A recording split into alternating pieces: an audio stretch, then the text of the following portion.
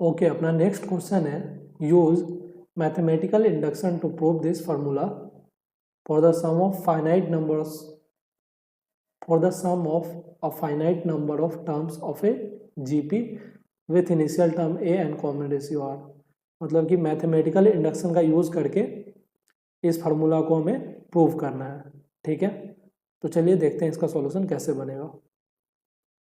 तो जब भी मैथमेटिकल इंडक्शन का यूज़ करके किसी भी चीज़ को प्रूव करना होता है तो हम 3 स्टेप में चीज़ों को करते हैं। सबसे पहला स्टेप बेस स्टेप होता है, जिसमें हम लोग क्या करते हैं, किसी एक टर्म के लिए या किसी एक नंबर के लिए उस फार्मूला को प्रूव कर लेते हैं। फिर उसके बाद हम एज्यूम कर लेंगे कि वो के लिए सही है। फिर उसके बाद हम के प्लस 1th टर्म के लिए भी अगर उसको सही प्रूव कर पाएँ तो हमारा जो इनिशियल एक्सप्रेशन रहेगा वो हमेशा के लिए ट्रू होगा। ओके, तो सबसे पहले अपने को गिवन क्या है, summation of terms of GP is equal to a into r to the power n plus 1 minus a upon r minus 1, ये गिवन है। ठीक है, तो सबसे पहले हम n इज इक्वल टू 0 मान लेते हैं। जब अपना n 0 के इक्वल होगा तो यहाँ पे a into r to the power 0 हो जाएगा, तो r टू द पावर 0 कितना हो जाएगा, 1 के इक्वल हो जाएगा। ठीक है, तो लेफ्ट हैंड साइड से हमें क्या आया, a आ गया। ठीक है, वही राइट हैंड साइड में अगर हम n इक्वल टू 0 पुट करेंगे तो क्या आ जाएगा, a into r to the power 0 plus 1, a into r आ जाएगा यहाँ से minus a upon r minus 1। ठीक है, तो ये वाला चीज़ आ गया यहाँ।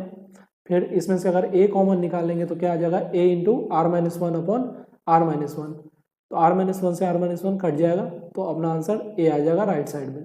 तो लेफ्ट हैंड साइड और राइट हैंड साइड सेम है। तो अपना जो बेस कंडीशन था किसी एक नंबर के लिए ट्रू होना, ये तो ट्रू हो गया। अगर n इज इक्वल टू आप 1 भी ले लेंगे तो उसके लिए भी सही होगा। जैसे मान लीजिए n इज इक्वल टू 1 ले लेंगे तो ये जो लेफ्ट साइड है वो क्या आ जाएगा, a plus a into r to the power 1, मतलब a into r. Left hand side से ये आ गया, और राइट हैंड साइड से क्या आ जाएगा, राइट हैंड साइड से आ जाएगा a into r to the power 2 minus a upon r minus 1। ठीक है, तो इसके बाद अगर हम इसको सिंप्लीफाई करें फर्दर तो क्या आ जाएगा, ये फर्दर सिंप्लीफाई करने पे ये आ जाएगा, a कॉमन आ जाएगा r square minus 1 upon r minus 1।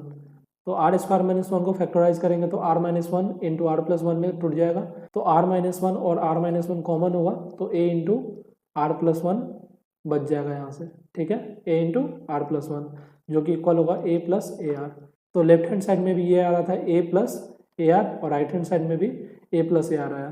तो मतलब नंबर्स के लिए तो ये ट्रू है ही।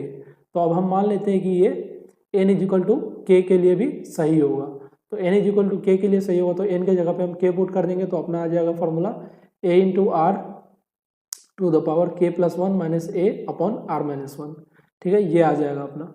अब हम n का वैल्यू k प्लस 1 ले लेंगे। ठीक है, n का वैल्यू k प्लस 1 के लिए अगर हम LHS is equal to RHS proof कर दिए तो हमारा ये जो हाइपोथेसिस या ये जो एक्सप्रेशन दिया गया वो हमेशा ट्रू हो जाएगा। ठीक है, तो सबसे पहले हम राइट हैंड साइड को देखते हैं। तो यहाँ राइट हैंड साइड में n के जगह पे अगर हम k प्लस 1 पुट कर देंगे तो क्या आ जाएगा अपना a into r to the power, यहाँ पे आ जाएगा k plus 2 minus a upon r minus 1, वही चीज़ यहाँ पे लिखा हुआ है। ठीक है, a into r to the power k plus 2 minus a upon r minus 1। ठीक है, तो अपना LHS का सम इसके इक्वल प्रूफ करना है।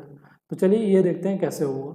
तो LHS में क्या है, a है, a आर है, और अप टू ये क्या है, a आर k प्लस 1 है। ठीक है, इससे पिछला टर्म क्या होगा, a आर k हो जाएगा। ठीक है, और बीच में कुछ टर्म होगा।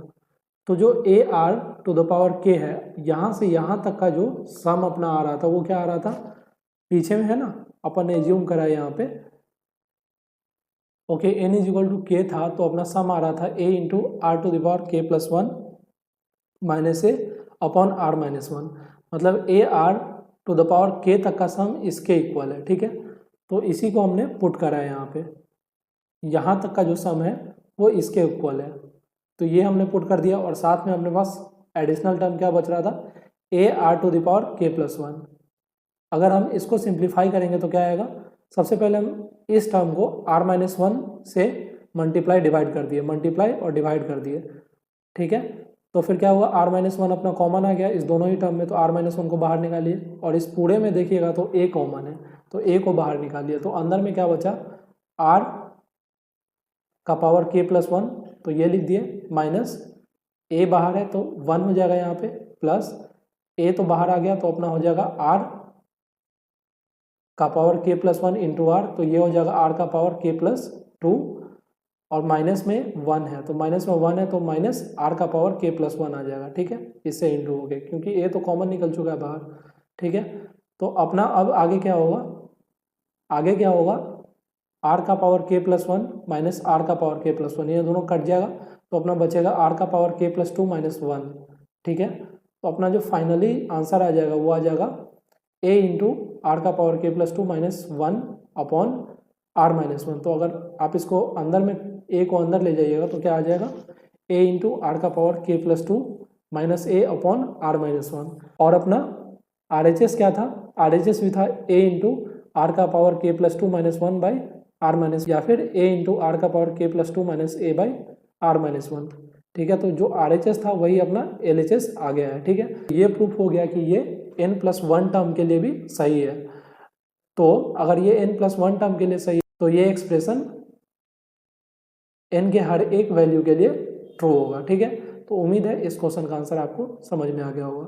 नेक्स्ट वीडियो में देखेंगे इसका सेकेंड पार्ट 5 का B।